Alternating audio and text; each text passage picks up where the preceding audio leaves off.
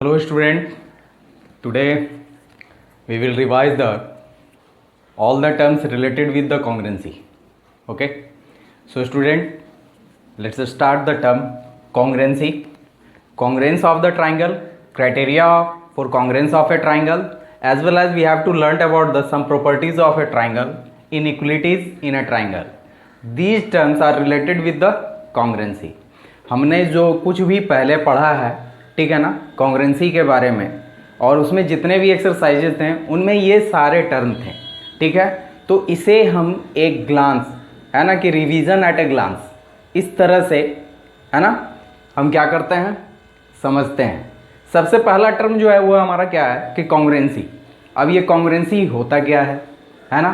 तो जनरली हम लोग कहते हैं कि in this world if two substance are equal in shape as well as size, then it is called congruent to each other and the phenomenon is called congruency. इस तरह की घटनाएं होना वो क्या कहलाता है, कॉन्ग्रेंसी कहलाता है। और एक दूसरे का इक्वल शेप और इक्वल साइज होना, है ना, ये क्या कहलाएगा, कॉन्ग्रेंट कहलाएगा, ठीक है। अब इसमें जो है हमारे पास बहुत सारे ज्योमेट्रिकल फिगर होते हैं, चाहे वो सर्कल हो, चाहे वो रेक्टेंगल हो, स्क्वायर हो, है ना, यानी different types of we have a number of geometrical shapes. अब सारे के सारे कब और कैसे कॉन्ग्रेंट होंगे, ठीक है ना, तो उसके लिए अलग अलग क्या होंगे, क्राइटेरिया होंगे। दो सर्कल्स कब आपको कॉन्ग्रेंट कहलाएंगे, तो अगर उन दोनों का रेडियस इक्वल हो, उन दोनों का रेडियस क्या हो, इक्वल हो, है ना, तो ये क्या कहलाएंगे, कॉन्ग्रेंट कहलाएंगे। और सबसे बड़ी बात कि अगर ये दोनों एक दूसरे को, है ना, कोइंसाइड कर लें, है ना, या पूरा पूरा कवर कर ले एक दूसरे को, तो ऐसे फिगर क्या कहलाते हैं, कॉन्ग्रुएंट। दो रेक्टेंगल कब कॉन्ग्रुएंट कहलाएंगे, तो जब उनके लेंथ और ब्रेथ दोनों क्या हो, बराबर हो। यानी एक रेक्टेंगल का लेंथ दूसरे रेक्टेंगल के लेंथ के बराबर हो, साथ ही साथ उसके ब्रेथ भी क्या हो, बराबर हो, तो वो क्या कहलाएगा, कॉन्ग्रुएंट कहलाएगा। दो स्क्वायर कब कॉन्ग्रुएंट कहलाएंगे, जब दोनों का साइड जो है वो क्या हो, इक्वल हो, ठीक है। लेकिन हम जब बात करते हैं ट्राइंगल की, है ना, तो हमारे पास ट्राइंगल के बहुत सारे क्या हैं, टाइप्स हैं। हम अगर क्लासिफिकेशन ऑफ ट्राइंगल करते हैं तो अकॉर्डिंग टू एंगल अलग होता है और अकॉर्डिंग टू साइड अलग होता है। अकॉर्डिंग टू एंगल भी तीन तरह के हैं और अकॉर्डिंग टू साइड भी क्या है, तीन तरह के हैं। अकॉर्डिंग टू एंगल क्या कौन कौन से हैं, तो एक्यूट एंगल ट्राइंगल है, ऑब्ट्यूस एंगल ट्राइंगल है, ठीक है, राइट एंगल ट्राइंगल है। लेकिन वहीं अगर हम अकॉर्डिंग टू साइड बात करते हैं तो हमारे पास स्केलन है, इक्विलेटरल है ना, और आइसोसेलस है, ठीक है। तो इसके इतने ज़्यादा टाइप होते हैं, इसलिए इनमें जो है वो डिफरेंट क्या होते हैं, क्राइटेरिया होते हैं। यानी इन्हें हम एक ही तरह से नहीं बता सकते कि ये दो ट्राइंगल जो हैं वो कॉन्ग्रुएंट है या कॉन्ग्रुएंट है, ठीक है। तो इसके लिए हमारे पास बहुत सारे क्या हैं, क्राइटेरिया हैं। अब कौन कौन से क्राइटेरिया हैं, तो हम लोग जल्दी से क्या करते हैं, एक रिवीजन कर लेते हैं कि ये कौन कौन से क्राइटेरिया हैं जिसके तहत जो है ये दो ट्राइंगल जो हैं आपको क्या होते हैं, कॉन्ग्रुएंट होते हैं। तो two triangles are called congruent when both have same shape and same size and it coincide to each other, कि अगर ये दोनों एक दूसरे को कवर कर लेते हैं, है ना, तो वो क्या कहलाते हैं, आपको कॉन्ग्रुएंट ट्राइंगल कहलाते हैं।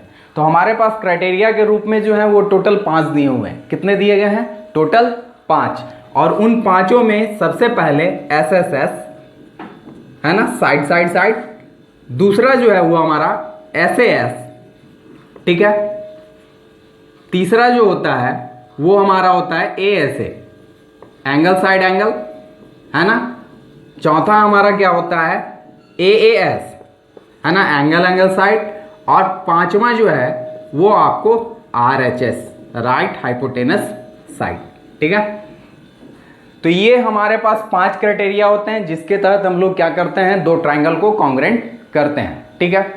अब आप कॉन्ग्रुएंट को हम बताने के लिए एक सिंबल यूज करते हैं, है ना, और ये सिंबल डिनोट करता है कि टू फिगर्स आर कॉन्ग्रुएंट, ठीक है। अब अगर हमें दो ट्राइंगल को ही मान लो कि ये दो ट्राइंगल हैं ABC,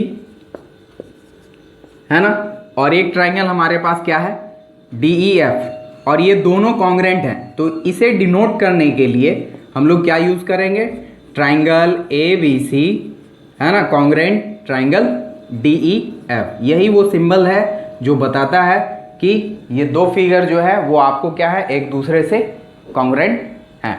ठीक है, अब हम लोग वन बाय वन क्या करते हैं, इसके जितने भी क्राइटेरिया हैं है ना, इन सारे के बारे में क्या करते हैं, बात करते हैं, जान लेते हैं एक शॉर्ट नोट के तहत, ताकि ये हमें सॉल्व करने में या प्रूव करने में जो है वो बहुत मदद करेगा।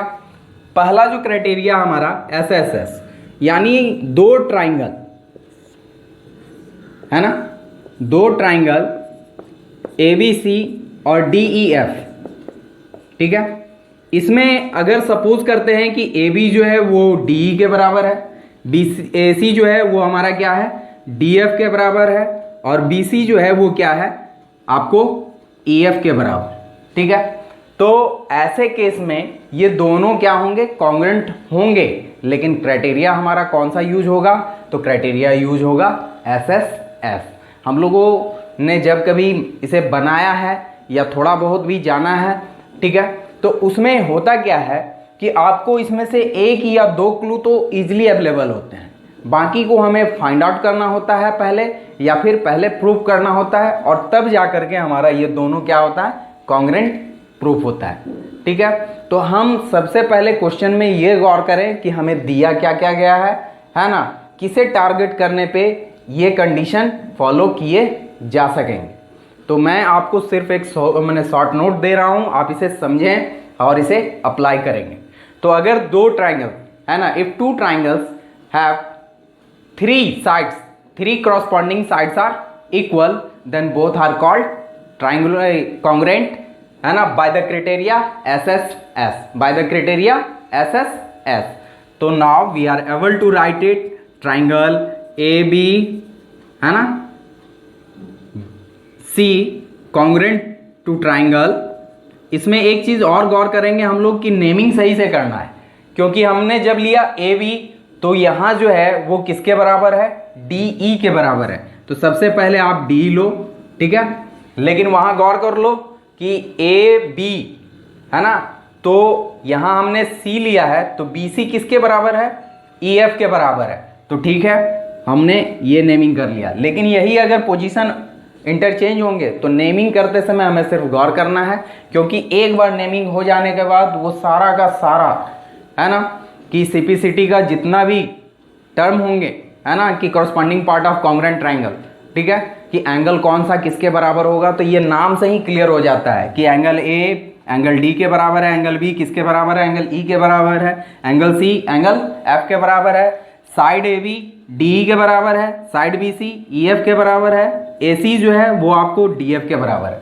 ठीक है, तो नेमिंग आप प्रॉपरली करें और यही हमारे लिए सबसे अच्छा होगा, ताकि फिर बाद में जो है हमको जब कभी भी किसी भी चीज़ को प्रूफ करना होता है या बताना होता है कि हाँ फलना फलना के बराबर है ना, तो उस समय में हमको ज़्यादा टेंशन नहीं होगा। तो ये क्राइटेरिया था SSS। दूसरा हम लोग देख लें SAS। तो मैं फिगर नहीं चेंज कर रहा है ना,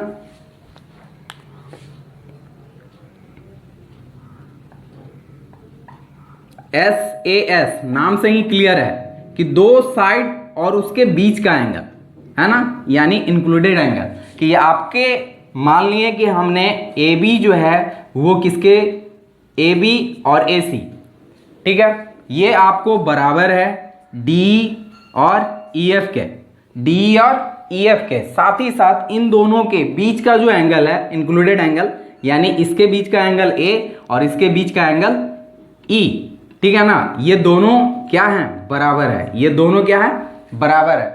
तो ऐसे केस में ये दोनों ट्राइंगल क्या होंगे, कॉन्ग्रुएंट होंगे, लेकिन कौन से क्राइटेरिया से, तो ऐसे S से, साइड एंगल साइड से। अब इस समय में हमको नेमिंग करने में थोड़ा सा गौर करना होगा कि किस तरह से नेमिंग करें। तो आप गौर कर लो, ट्राइंगल यहां देखो, सबसे पहले अगर हमने ये साइड लिया BAC, BAC, तो इसमें मेरा क्या है कि एंगल A जो है वो बीच में है, तो हमने ठीक रखा है इसे। BA एक साइड है और दूसरा साइड हमारा क्या है, AC है। अब यहाँ नाम थोड़ा सा हम लोग गौर करेंगे कि इसमें ए बी किसके बराबर है? तो डी ई के बराबर है। तो स्टार्ट फ्रॉम डी, है ना, डी ई, है ना। अब यहां गौर करो, ए सी किसके बराबर था? तो ई एफ के बराबर, तो डी ई एफ, ठीक है। तो अब ये क्या हो जाएगा? कॉन्ग्रेंट हो जाएगा और अब हमें कोई प्रॉब्लम नहीं है। लेकिन अगर हमने direct A B C equal congruent to triangle D E F लिख दिया, है ना, तो ये गलत है। तो ये क्या होगा? गलत होगा। आप इसमें थोड़ा सा यही सब ध्यान रखेंगे कि कौन सा किसके बराबर है और उसका पैटर्न जो है वो हमें कैसे लेना है, ठीक है। तो ये छोटे छोटे चीज़ें हैं जिनको आप गौर करेंगे तो आगे जो है प्रोसेस हमारा आसान होते चला जाएगा। तो इफ टू ट्राइंगल्स, है ना, whose two sides and included angles are equal to, है ना, each other,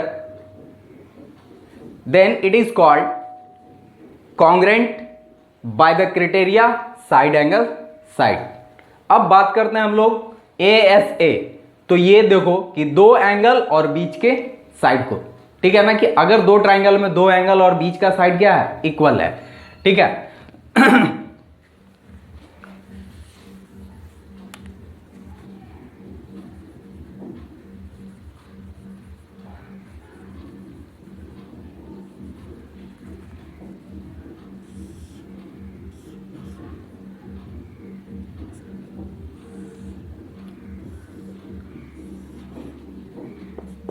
तीसरा क्राइटेरिया हमारा कौन सा है?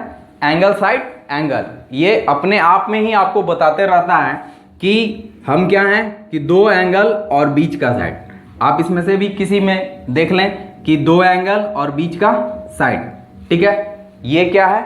दोनों में बराबर है। कि two angles and including sides are equal in two triangles, then both are called congruent by the criteria ASA। ASA, बस आपको नेमिंग करना सही से आना चाहिए। यहाँ B और C दो एंगल है, तो आप स्टार्ट करें BC से। इधर कौन सा भाई? तो इधर है हमारा D और E, है ना, तो यहाँ D और E रखें, ठीक है। अब आप किसी को भी रख लें, तो BCA DEF, तो triangle BCA congruent to triangle DEF by the criteria SAS। और जब हम लोग जानते हैं, सॉरी, ASA, कि जब दो ट्राइंगल क्या होते हैं? कॉन्ग्रेंट होते हैं, तो बाकी के अदर साइड्स या अदर एंगल जो होते हैं वो क्या हो जाते हैं? बाय सेल्फ क्या हो जाते हैं? इक्वल हो जाते हैं। और वहां हम रीजन क्या देते हैं? CPCT, corresponding part of congruent triangle. यहां आपको कभी ऐसा क्वेश्चन नहीं दिया जाता है कि सिर्फ आपको कॉन्ग्रेंट ट्राइंगल प्रूव कर लेना है। अचानक से किसी ने पूछ दिया कि prove that angle A equal to angle F, तो सबसे पहले हम लोग क्या करते हैं कि इन दोनों को कॉन्ग्रेंट करते हैं। और कॉन्ग्रेंट करने के बाद अब हम फाइनली लिख सकते हैं कि angle A equal to angle F by CPCT, ठीक है। तो आप टारगेट करें कि हमें प्रूफ क्या करना होता है ना, या हमें क्या सॉल्व करना है, ठीक है। और उस हिसाब से हम वो देखेंगे कि कौन कौन से टर्म दोनों ट्राइंगल में कॉमन है, ठीक है, और क्या करने से ये दोनों जो है वो कॉन्ग्रेंट हो जाएंगे और बाकी का पार्ट जो है वो हमारे क्वेश्चन के अनुसार मुझे आंसर मिल जाएगा या इक्वल हो जाएंगे, ठीक है। तो ये टर्म हमारा कौन सा था? ये क्राइटेरिया था एंगल साइड एंगल। अब नेक्स्ट, ये सबसे इंपॉर्टेंट, और इसे आप समझे तो एक तरह से ब्रह्मास्त्र कहते हैं, ठीक है ना। अगर जहां कोई क्राइटेरिया हमारा काम नहीं कर रहा है तो आप गौर करना, ये जो है ये बहुत ही ज्यादा हेल्पफुल होता है, खासकर कॉन्ग्रेंस ऑफ ट्राइंगल में। तो आप इसे गौर करें। और ये बड़ा अजूबा भी है, थोड़ा अलग है, ठीक है, कि इसके दो एंगल, कोई भी दो एंगल और एक कोई भी साइड इक्वल होने चाहिए, ठीक है ना। लेकिन वो करस्पॉन्डिंग किस में होने चाहिए? दूसरे ट्राइंगल में। तो इससे क्या हो जाएगा? ये आपको कॉन्ग्रेंट हो जाएगा बाय AAS।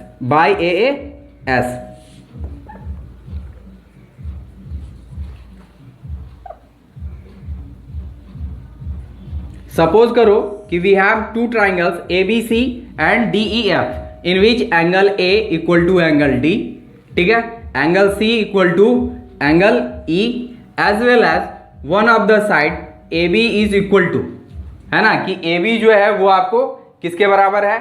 DF के बराबर है, ठीक है। तो ऐसे केस में ये दोनों ट्राइंगल क्या होंगे? इक्वल होंगे।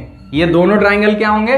इक्वल होंगे, लेकिन क्राइटेरिया कौन सा होगा या कॉन्ग्रेंट होंगे बाय क्राइटेरिया AAS। अब नेमिंग के समय जो है मैं थोड़ा सा केयरफुल होना है। ए है ना, सी, ये दो एंगल है इसके, ठीक है। तो ए से रिलेटेड ए भी है, तो उसी हिसाब से हम भी यहां भी देख लेंगे कि डी किससे रिलेटेड कौन सा है, DF है, ठीक है।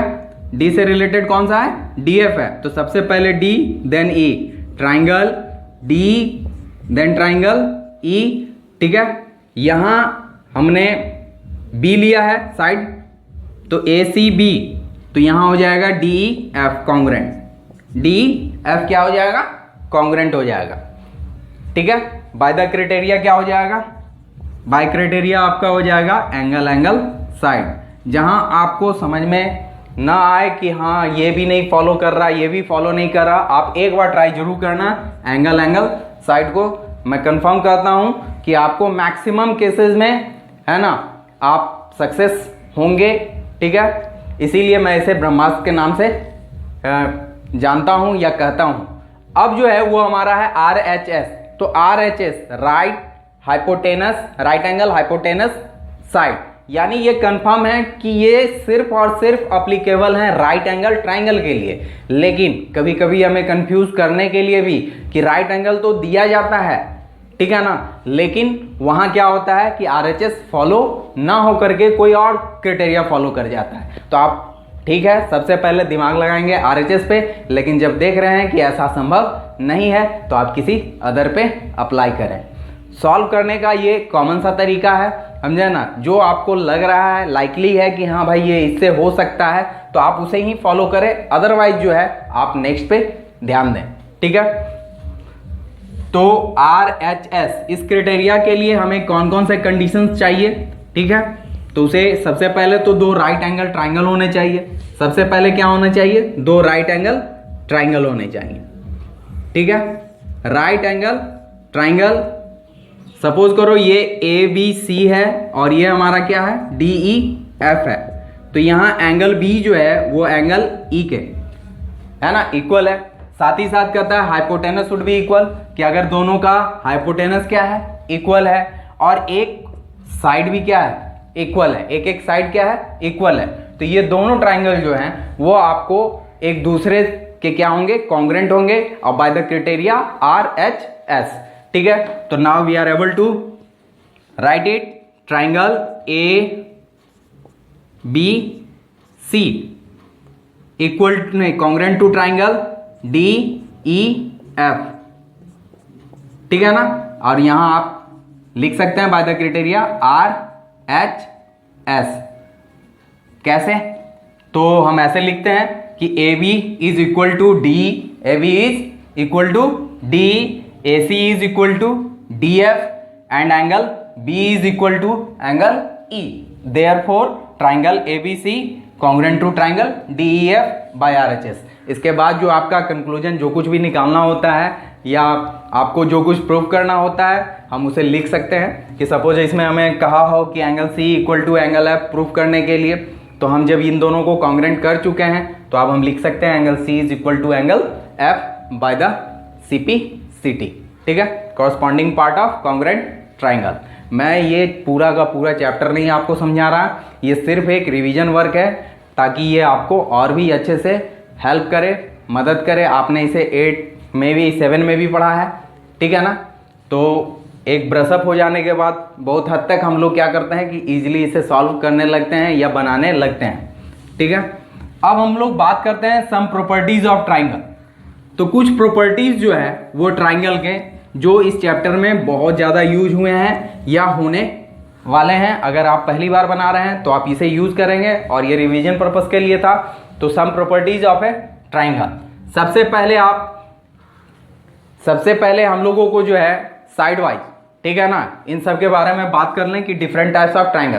तो सबसे पहला क्राइटेरिया क्या होता है कि किसी भी ट्राइंगल में आपको 3 साइड्स होते हैं, है ना, 3 साइड्स, 3 वर्टिसेस और 3 क्या होते हैं, एंगल होते हैं, ठीक है।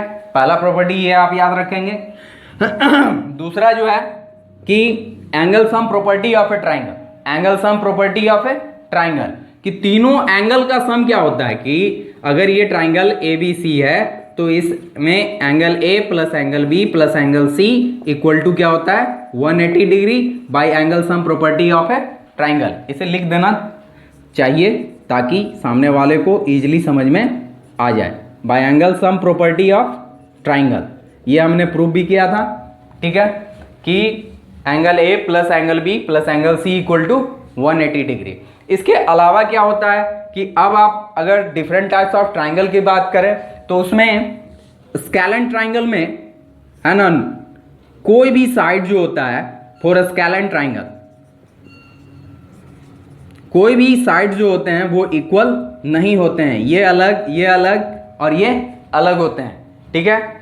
और जब साइड्स इक्वल नहीं है तो इसके कॉरस्पॉन्डिंग एंगल्स भी जो होते हैं वो आपस में इक्वल नहीं होते हैं। वहीं अगर हम आइसोसेलेस ट्राइंगल की बात करें, ठीक है, तो आइसोसेलेस ट्राइंगल में टू साइड्स इक्वल होते हैं और इसके अपोजिट एंगल्स भी क्या होते हैं, इक्वल होते हैं। लेकिन इसके वर्टेक्स से जो अगर हम परपेंडिकुलर ड्रॉ करें तो ये सामने वाले साइड को क्या करता है, बाइसेक्ट करता है, सामने वाले साइड को क्या करता है, बाइसेक्ट करता है, ठीक है।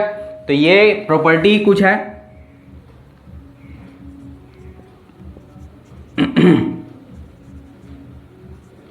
आइसोसेलेस ट्राइंगल, और एक ट्राइंगल हमारे पास कौन सा है, इक्विलैटरल, ठीक है। तो इसके तो भाई बहुत सारे जलवे हैं, तो इसे थोड़ा गौर करें कि ये ट्राइंगल जो है इसके तीनों साइड क्या होते हैं, इक्वल होते हैं, तीनों एंगल्स भी क्या होते हैं, तीनों एंगल इक्वल होते हैं, और ईच एंगल एक्यूरेटली है ना, ये तीनों एंगल जो होते हैं ना वो ईच, अगर आप एक को कैलकुलेट करते हैं तो पता चलता है कि ये ईच एंगल इज 60 डिग्री, कि जितने एंगल हैं वो क्या है 60 डिग्री, है ना। इसके मीडियन, इसके आपको एंगल बाइसेक्टर या इसके जो है परपेंडिकुलर बाइसेक्टर, है ना, सॉरी परपेंडिकुलर बाइसेक्टर नहीं, आपको अल्टीट्यूड, ठीक है, ये तीनों के तीनों एक ही होते हैं, ये तीनों के तीनों क्या होते हैं, एक ही होते हैं। तो ये इनसे रिलेटेड था। इसके अलावा जो है हम लोग बात करें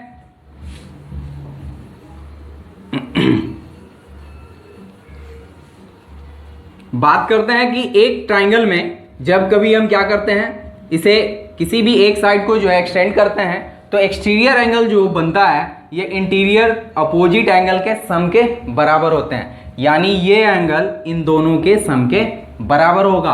अगर ये x है और ये y और ये z है तो angle x equal to angle y plus z, है ना। इसे भी हम लोगों ने प्रूफ किया है, समझा है, क्योंकि इन तीनों एंगल का सम 180 डिग्री, फिर इन दोनों एंगल का सम 180 डिग्री, और जब हम इक्वेट करते हैं तो एंगल x इक्वल टू क्या हो जाता है, y प्लस z हो जाता है। तो exterior angle always equal to the sum of interior opposite angles, ठीक है। तो इसे भी कहीं कहीं हम लोगों को वैल्यू को फाइंड आउट करने में मदद मिलता है। स्टूडेंट कुछ एक और है उसे हम लोग साथ ही साथ एक जो है वो और भी इंपॉर्टेंट प्रॉपर्टीज है जो रिलेटेड है ट्राइंगल से, कि आप कभी भी किसी भी ट्राइंगल में एक साइड का जो परपेंडिकुलर बाइसेक्टर होता है, अगर कोई पॉइंट इस बाइसेक्टर पे लाई कर रहा है तो वो इन दो पॉइंटों से क्या होता है, हमेशा इक्वल डिस्टेंस पे होगा, यानी ये दोनों जो लेंथ ऑफ साइड होंगे, है ना, वो हमेशा क्या होंगे, इक्वल होंगे। अगर ये पॉइंट यहाँ लाई कर रहा है फिर भी ये क्या होंगे, इक्वल होंगे।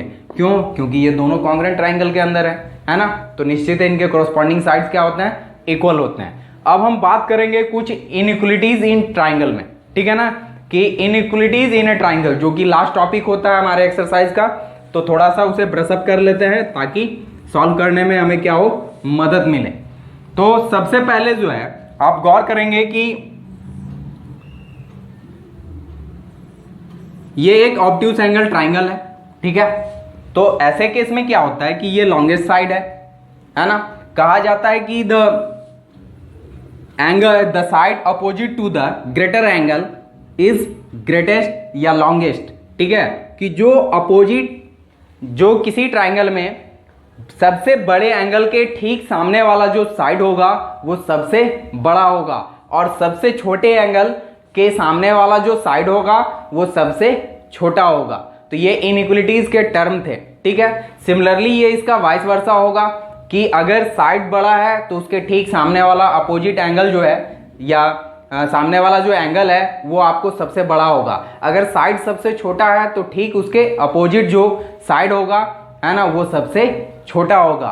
और फाइनली जो है कि कभी भी याद रखेंगे हम लोग कि एक ट्राइंगल होने के लिए जो क्राइटेरिया है वो क्या है कि sum of two sides always greater than, sum of two sides always greater than, है ना, टू द थर्ड साइड, कि आपको हमेशा ये क्या होने चाहिए, दो साइड का सम जो है वो तीसरे से बड़े होने चाहिए। ठीक है, तो ये एक रिवीजन था एट ए ग्लांस। आपको कैसा लगा, कितना फ़ायदा हुआ इससे, है ना, आप ज़रूर बताएं। थैंक यू, धन्यवाद।